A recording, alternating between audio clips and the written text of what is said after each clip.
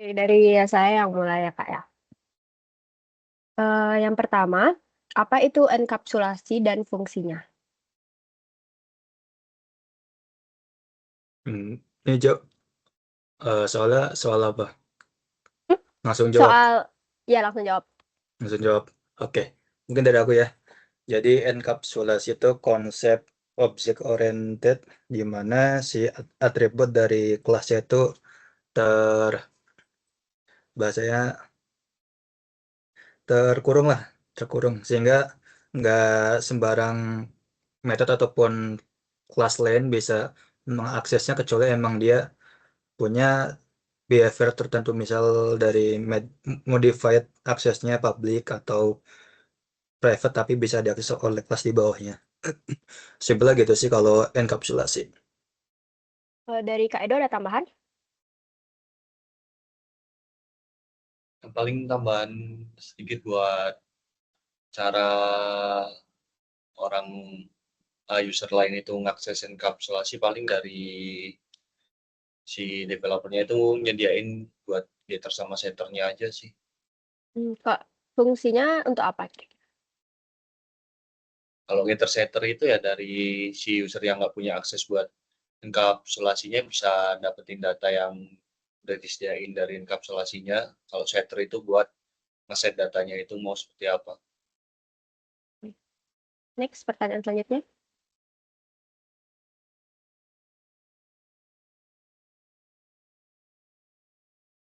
Untuk yang kedua, untuk enkapsulasi, akses modifiernya apa yang digunakan? Oh, mungkin saya izin jawab. Untuk enkapsulasi sendiri akses modifiernya setahu saya sih biasanya private ya. Ya, betul, betul. Next. Pertanyaan selanjutnya, apa yang terjadi jika pada atribut itu dituliskan sebagai private? Oke, oke. Mungkin aku yang jawab ya. Jadi kalau apa yang terjadi ketika si atribut kelas itu kita definisikan sebagai atribut private, artinya atribut itu atribut di kelas itu termasuk data di dalamnya itu nggak bisa diakses oleh metode atau kelas di luar kelas yang memiliki atribut tersebut. Jadi ya cuma metode di dalam kelas tersebut yang bisa mengaksesnya. Simpelnya gitu sih. Kalau private ya. Dari aku kayak gitu. Mungkin ada tambahan dari Kayado, boleh ditambah. Sama sih paling udah cukup ngejelasin. Oke, lanjut ke pertanyaan keempat ya. Atribut yang dienkapsulasi hanya bisa diakses di kelas tersebut, tapi atribut bisa diakses jika ada metode apa? Metode publik apa? Berarti udah dijawab sih, nggak apa lagi. Gimana? Bisa diulang? Atribut yang dienkapsulasi itu kan hanya bisa diakses di kelas tersebut, tapi atribut itu bisa diakses kalau ada metode apa? Metode getter setter nggak sih? Ya, benar. Oke. Ada penjelasan? Ada penjelasan nggak? Ya, tadi udah sih ya. Ya getter setter kan udah dijelasin di sebelumnya. Oke, next question. Oke, selanjutnya apa fungsi metode setter? Hah? Fungsi metode setter.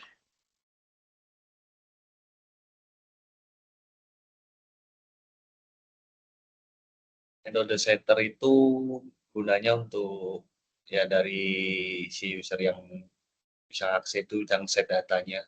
Jadi nggak, jadi si user itu nggak langsung akses ke yang ada di enkapsulasi itu. Data yang ada di enkapsulasi itu tetap terjaga. Hmm. Kalau set itu dia yang tipe void itu atau bukan? Tipe apa? Yang void. Dia mengembalikan nilai atau enggak kalau set?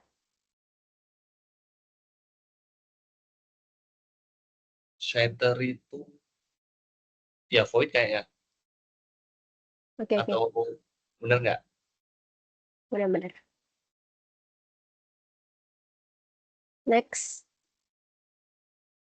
Oke, selanjutnya apa fungsi metode getter?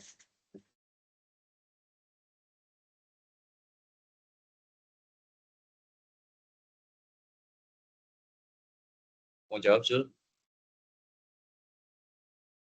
Skip dulu. Oke, buat getter itu ya fungsinya untuk ngambil atau mengakses nilai dari variabel yang bersifat privat dalam suatu kelas lah. Sehingga datanya itu bisa dibaca tanpa bisa diubah langsung dari luar kelasnya. Oke. Nah, benar. Kita lanjut ke apa yang dimaksud dengan keyword this dalam Java dan kapan biasanya digunakan. Oke, mungkin aku jawab ya. Jadi keyword this itu digunakan sebagai representatif dari atribut kelas yang udah didefinisin di atasnya. Kenapa disebutnya this? Karena ya tadi konsep OP kan kita mewarisi karakter dari objek kan mewarisi karakter dari kelasnya kan. Itu kenapa kita menggunakan this yang kalau kita definisiin ke bahasa Inggris mungkin artinya adalah this itu ini sebagai objek sehingga kita nggak usah bikin atribut lagi, jadi tinggal manggil this maka dia bakal nge-reverse dari atribut kelas di atasnya. Gitu sih kalau this, cara konsepnya kayak gitu.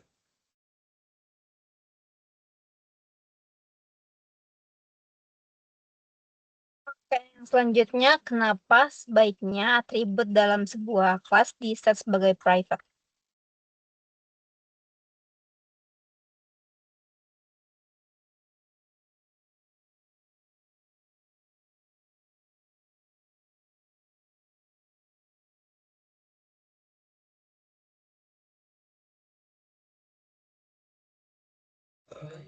Sorry tadi gimana? Kenapa sebaiknya atribut dalam sebuah kelas di-set sebagai private?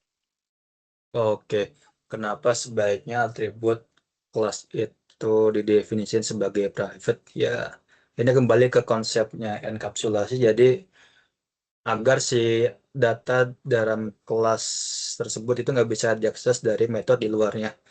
Simpelnya gitu. Jadi lebih kenjaga biar datanya nggak bisa diakses sehingga lebih secure bahasanya. Gitu. Mungkin ngasih tambahan lagi. Itu juga untuk mencegah akses langsung dari luar kelasnya tadi agar tidak dimodifikasi sembarangan lah. Dua ya tentunya untuk mengontrol perubahan data dari metode setter dengan validasi.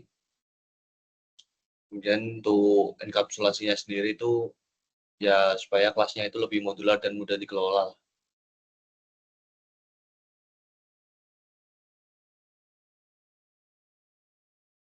Oke. Oke, next. Apa yang dimaksud dengan konstruktor?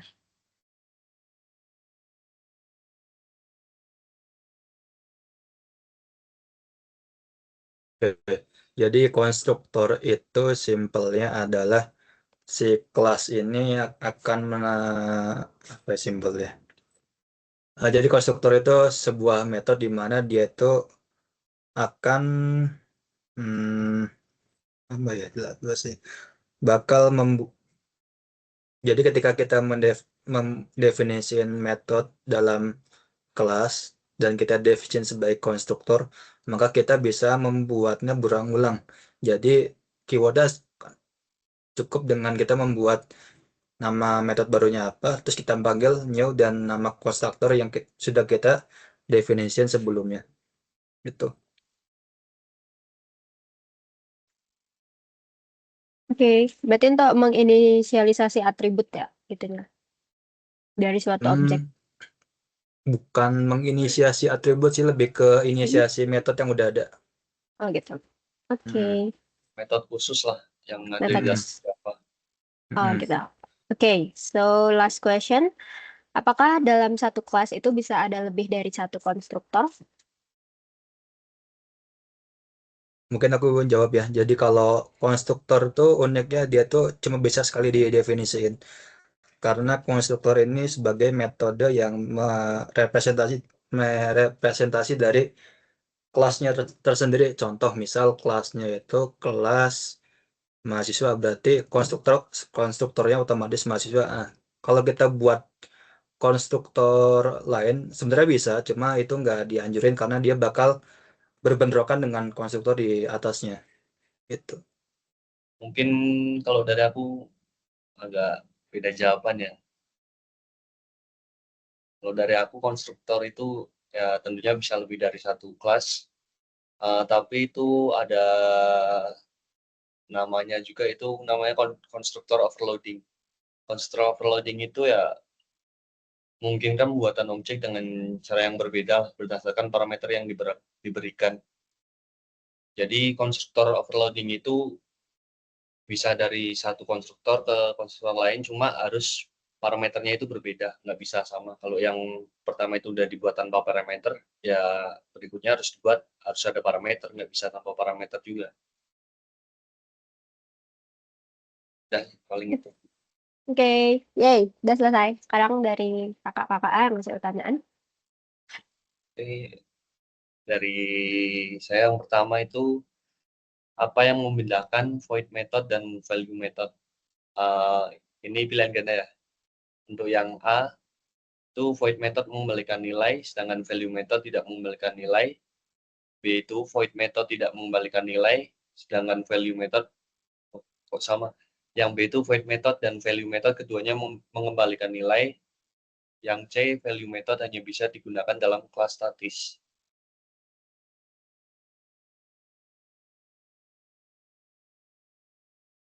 Tiga aja.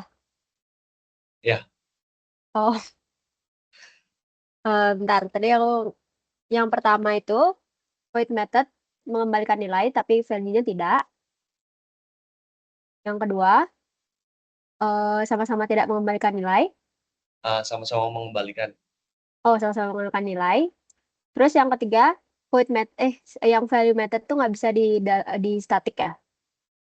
Value method hanya bisa digunakan dalam kelas statis. Value method hanya bisa dalam kelas statis. Saya nggak sih? Dari Vira sama Caca gimana? Apa Yang jawabannya? ketiga.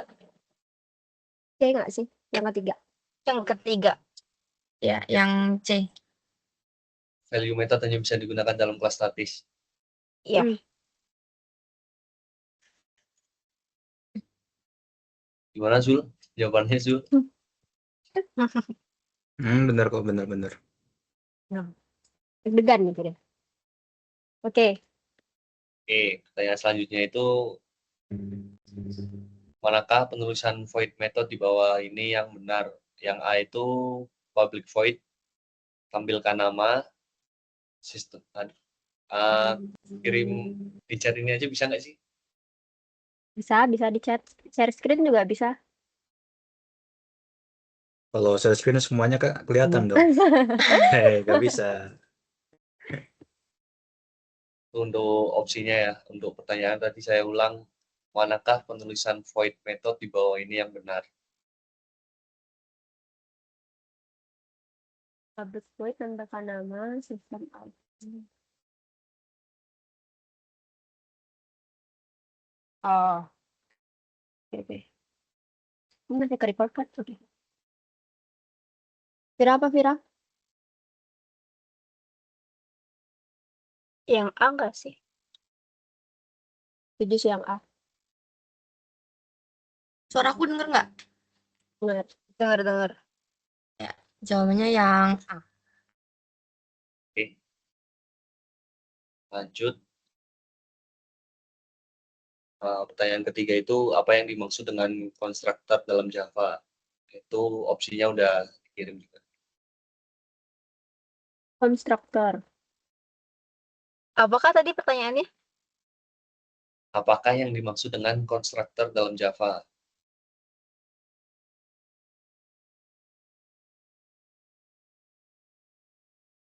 Menurut aku yang B sih. Metode khusus yang memiliki nama sama dengan kelas dan dipanggil saat objek dibuat. Dari yang lain?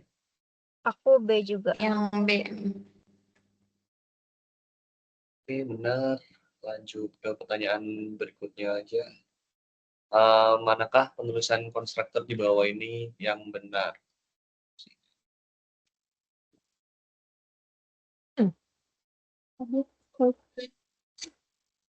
Konstruktor ya? Ya, Yang B. Yang B. B. B ya. Aku B. Iya.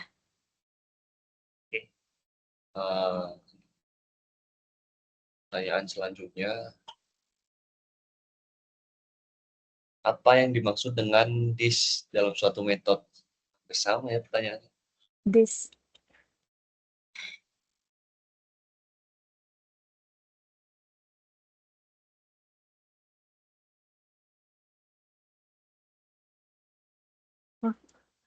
Yang C Yang bukan? C. C. Iya, Ya, C. betul. Tuh, Oke. pertanyaan selanjutnya bisa dilanjutkan sama Sumpah. Oke, selanjutnya nomor 6 ya. Ntar aku kirim dulu jawabannya biar kelihatan. Ntar ya. Nah, soalnya itu mana tulisan this yang benar? Keyword this yang benar tuh yang mana? Yang A, B, C atau yang D? Yang A. Yang A. Listed nama sama dengan nama. Gimana dok? Bener nggak dok?